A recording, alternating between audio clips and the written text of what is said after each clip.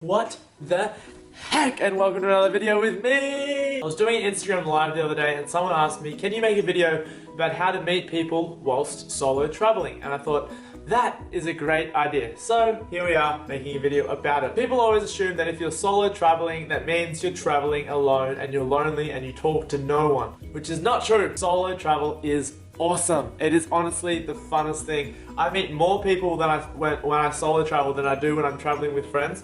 It's honestly so much fun, and you're pushed into different experiences and different comfort zones because you don't have a friend to lean on. Being alone is a choice. If there are humans walking around, that means that you're choosing to be alone. You've got to talk to them. Warning, before I start with these tips, you've got to know how to hold a normal conversation with a human, which is, it's pretty easy, so you should be able to do that. How to meet people when you're solo traveling with Jordan. Well, not with me because you're solo traveling. But yeah, some of these are going to be really obvious, and the first one really is obvious. Number one is hostels. Yes, that's right, hostels with an S, not hotels, because hotels suck. Hotels attract a few type of people.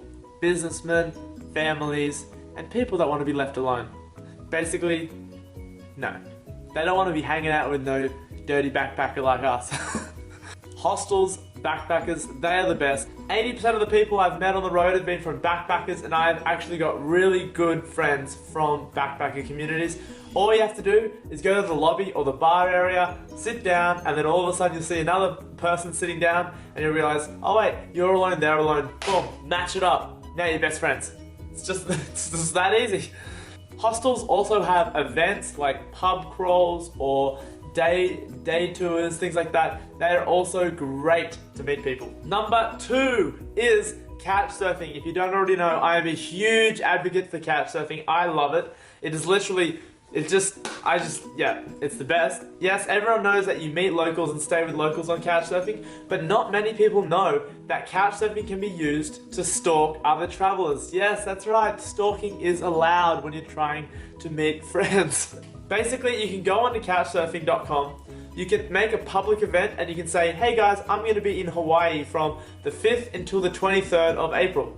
Would you like to hang out? And then all these random travelers and locals will contact you and you'll hang out with people. It's that simple. Let's say you're in Sydney. You can also stalk other travelers that are in that area. Type in Sydney and then go down and you can see all the travelers that have logged that they're in Sydney in these dates, and then you can just send them a message and meet up. It's that simple. I do it all the time. So yes, public travel plans via couchsurfing is great.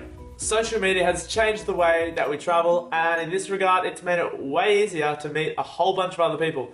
Go to Facebook, add yourself to a whole bunch of backpacking communities, Southeast Asia, North America, Australia, New Zealand, and then you can just type in there and say, hey, I'm in Sydney for 3 days, or hey, I'm in Thailand for 4 days, anyone around? And I promise you, you'll get people that will just be happy to hang. It's that simple. I message people on Instagram. It's one of the easiest things to do. I go to the location area, I type in where I am or I am going to be, and I look at the feed, and if they seem like a cool person, I message them and say, hey, look, I'm in this place at this time. Do you want to go on an adventure? That's actually how I met my friend Jackson, and we ended up meeting up later in the year and traveling for like 6-7 weeks together, and then meeting up again this year in Bali. Yeah. Speaking of Jackson, I've never done Tinder to meet people, but Jackson has. So, and it seems to work. We have met some cool people via Tinder, so you never know. If you want to swipe right, could work. Could work for you.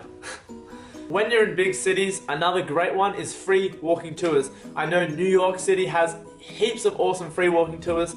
Basically, you're just going to meet all the people that are traveling on a budget and traveling probably in backpacker communities. It's quite easy, quite fun. Hey, and if you don't meet anyone, you still get to see the city for free. This is probably the main one that is obvious and easy, and we all do it.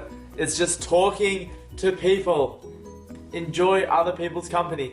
I promise you, 9 times out of 10, if you talk to someone, they will respond in a decent manner and you can actually make a really good friendship. I would go to tourist hotspots and then just see other solo travelers around there, or even other just people that you're just like, oh hey, just strike up conversation. Basically just go to random tourist hotspots and just start talking to people. That's just literally how you meet people. You just talk. Common questions that I always start off conversations with are, how long have you been traveling for? Where are you from? Where are you going next? What do you do for a living? What's your favorite this? What's your favorite that? Blah, blah, blah, blah, blah. These questions are key and they're really helpful, and that's just the start. That's just the generic questions that will make conversation flow quite easily. So yeah, I hope you guys did enjoy this random video. I'm starting to put some funky background music into my videos, so I kind of like it. It's kind of like real vibey. But if you guys did enjoy this video, please throw a subscription my way, and maybe even a like or a comment. But yeah, I really appreciate you guys. If you have any topics you want me to cover, let me know. Otherwise, I'll see you guys in the next vid. See ya, what the heck?